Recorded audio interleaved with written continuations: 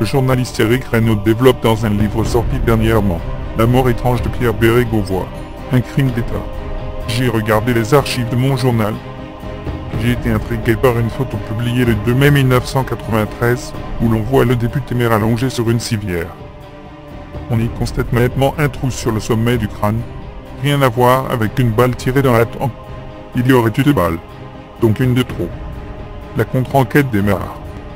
Comme d'autres, le journaliste réfute cette dépression qui aurait affecté Pierre Bérégovoy. Amusé par les mois passés à Matignon, Béré était un combattant.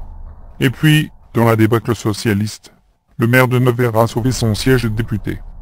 Le journaliste reprend donc l'idée du combat d'un homme qui en savait trop, prêt à faire des révélations, qu'il faut neutraliser. Éric Reynaud s'appuie sur le discours de politique générale prononcé par l'ancien Premier ministre devant l'Assemblée nationale, le 8 avril 1992. J'entends vider l'abcès de la corruption. J'ai ici une liste de personnalités, dont je pourrais éventuellement vous parler, dit-il en brandissant une feuille de papier.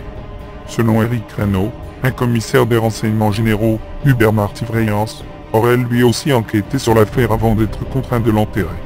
Pour le policier, Pierre Bérégovoy aurait bien été assassiné. La balle retrouvée dans le crâne de la victime était de petit calibre. Probablement du 6,35, dit-il. Rien à voir avec les dégâts provoqués par le 357 Magnum du garde du corps.